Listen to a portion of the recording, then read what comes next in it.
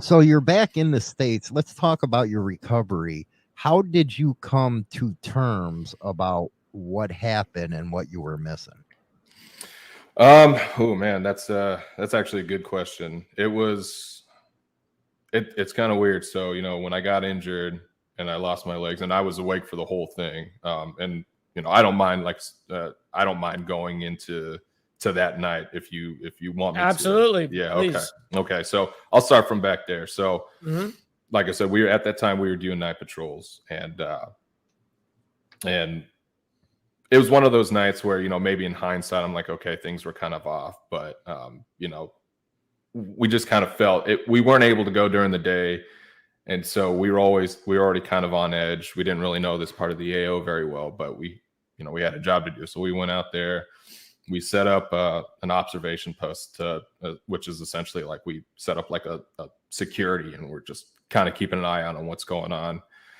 And as we're getting ready to break this down to head back, one of my guys in the squad, he stepped on the first IED. As soon as that happens, every team in the squad has a job. So my team's job was to set up a landing zone. And so we're setting up this landing zone, and I'm waiting towards the entrance of it for the first aid team, the trauma team, to finish helping out my buddy. And my friend TJ, he's like, hey, we need another body over here to help. So I go run over there. And he's kind of, as we're walking back there, he's kind of letting me know what happened. And Brad, the guy that stepped on the ID, he's got the exact same injuries I do. He was missing both of his legs. Our corpsman, the guy that's, the medical specialist in our squad, he's down there working on him and everything like that. And so we're getting ready to pull him onto a litter. So we lay out this litter, and I step on top of the litter to get ready to pull him in. And as I do, that's when I step on the second one. And like I said, I was awake for the whole thing. So I remember getting tossed in the air. It felt like I was doing cartwheels, but I probably only flipped like once or twice. Mm-hmm. I landed back in the crater. I do remember I kind of got knocked out, not knocked out, but like I said, that Thor, the thing on my back, it's like 30, 40 pounds. So when that come crashing out of my head, like it kind of dazed me a little bit. I kind of came to, and I'm like, okay, obviously I stepped on a bomb. I need to get myself out of here. So I kind of dig myself out. I take like that first deep breath. I look up, I see the stars. I'm like, okay, I can breathe. That's a good thing. And I look down, because it kind of just felt like I don't know. My legs still felt like they were there. It's kind of like if you've ever been in an accident, whether it's on a bike or a motorcycle, and it's like you don't realize how messed up you are until you look down. You're like, oh, I'm messed up, Yep. So I look down. I'm like, oh, I'm messed up. And we're, by that time I'm pulling out tourniquets to start getting myself, kind of trying to keep myself from bleeding out. My corpsman comes to, because he was so close that he kind of got dazed out. So he comes running over, helps me out. Another buddy comes running over, and as they're finishing putting up this tourniquets, my little first sentence to my buddy was, I can't ride my motorcycle when I get home. That was the only thing on my mind. That's how out of touch I was with what was going on. I was just pissed that I could not ride when I got home. Way worried on that. Yeah. And so, we got over, so they're patching me up, and then I go and, I kind of sit back a little bit to try to catch my breath again. And that's when I saw TJ, and again, I'm not going to go into that so much, but do that. No. But I could tell that he was in pretty bad shape. So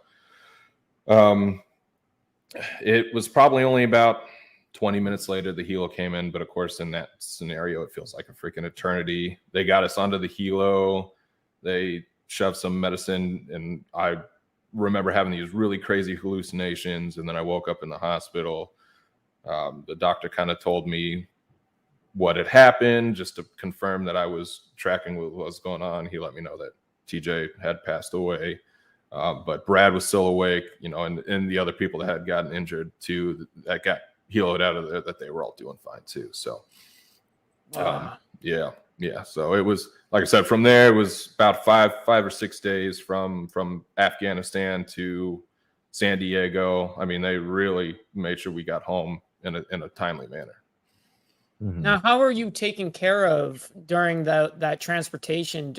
5 days, I mean, your legs are literally blown off at this point. Yeah. Like how are they maintaining you, like kind of like in like an ambulance kind of like area kind of thing? Like how is it set up to how they are transporting you for like 5 days straight?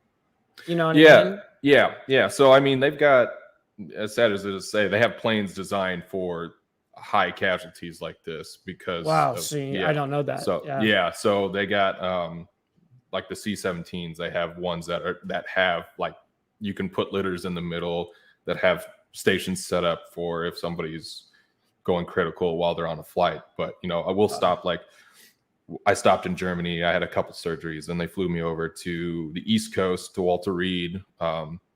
Had a few surgeries there, and then so it was just kind of like surgery, make sure I was stable, fly me here. Surgery, make sure I was stable, fly me here. And then they finished my surgeries off in Balboa, and that's where I kind of did the bulk of my recovery. With the surgeries, were they more concerned about any type of infection? Were they worried about the scraping and nonstop going with the skin, that, you know, worried about having to chop more as they're going and kind of stuff? Yeah. I mean, that's always a concern, especially when you have such a catastrophic wound as that. You know, it's not only is it exposed, but especially in a blast like that, all of a sudden all this foreign object is shoved into your body. Like they didn't even want to put me in an MRI machine because they weren't sure what would get yanked out of me. And even to this day, I get hesitant. I know I probably got a few pebbles still lying around in there. Absolutely.